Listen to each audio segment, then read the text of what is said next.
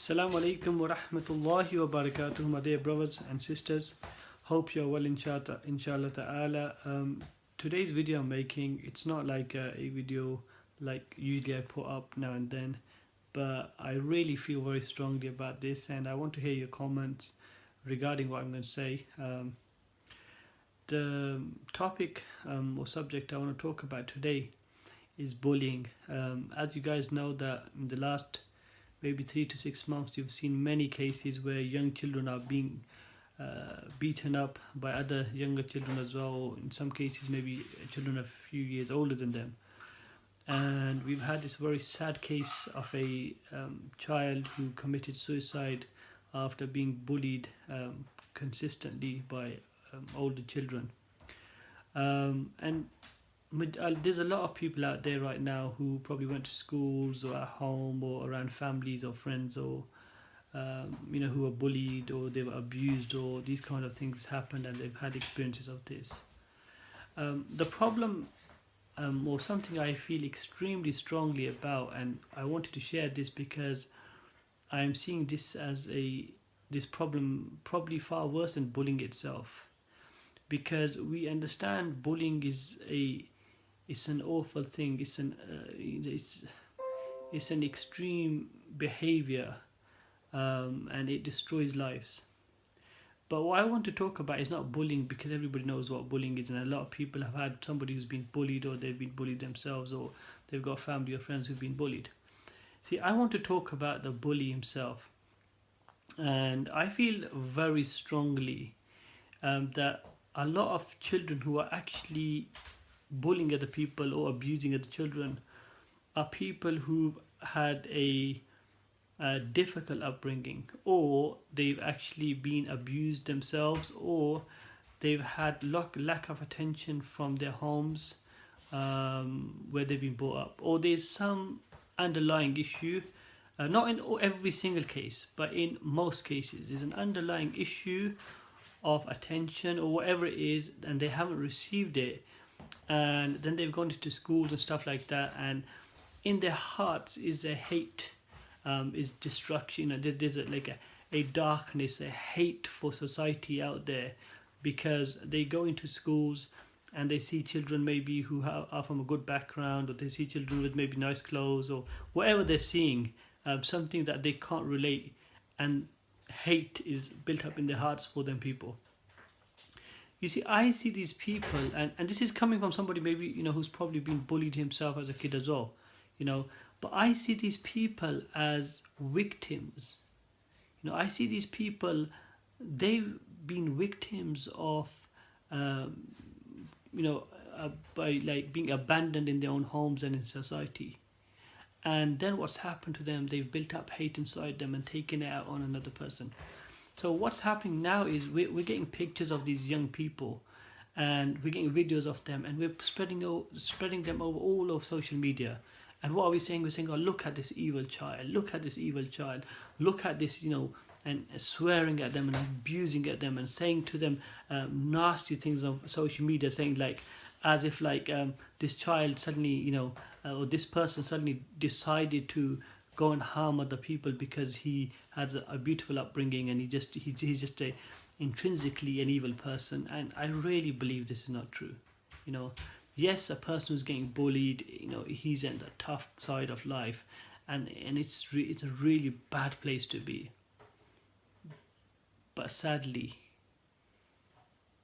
the bully is a victim as well in most cases. He's a victim of society. He's a victim of his family. He's a victim of his own friends. So the message I want to get across today is the problem lies in our society. We're giving our children video and computer games which encourage shooting and killing. We give our children rap music and other type of music that encourages violence. We give our children role models as gangsters. See, we as adults, we're doing this with young people. And what's happening after that is, when that young person goes and does something that's hated by society, then we get those pictures of those young people and say, lock these children up. do this to these children, do these to these children. And I think that's wrong, because at the end of the day, they're all victims, and they're victims of this society. So I don't think any of these young people should really be the first ones to be blamed, but actually they should be the last ones to be blamed. The first people who should be blamed is me and yourself. We're the people who are promoting all of this antisocial behavior in our houses, in our cars, in our society, amongst our friends. So my appeal to everybody out there is, for instance, I know and I've read about people who, as children, have been abused by possibly their own parents or family members or step parents or whatever, and they just hate life. And then they go into schools and they take all the anger out on some simple innocent child. So we have to understand the cycle that's going around here. This is not just an innocent case of some bully coming and bullying an innocent child. No, this is a case of a young innocent child.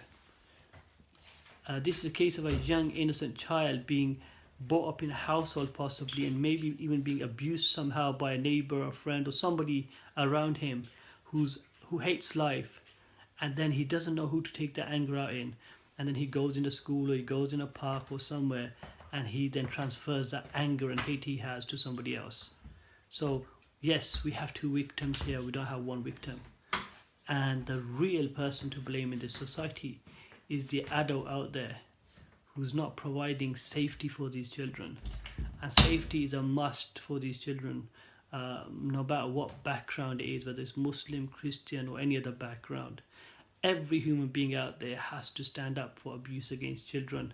And I really hope that we can all stand and, of course, be there for those who are being bullied, but also be there for those young children who, due to the circumstances in their lives, are becoming bullies. And I'm not saying that out of because I'm a bull. I was a bully or something, and I'm trying to stand up for more. There's some underlying issue. No, I had a very strange, difficult upbringing as well. As a child in schools, I was bullied and had a lot of racist behavior. But I don't, so I could turn against the bullies and say some harsh words against them.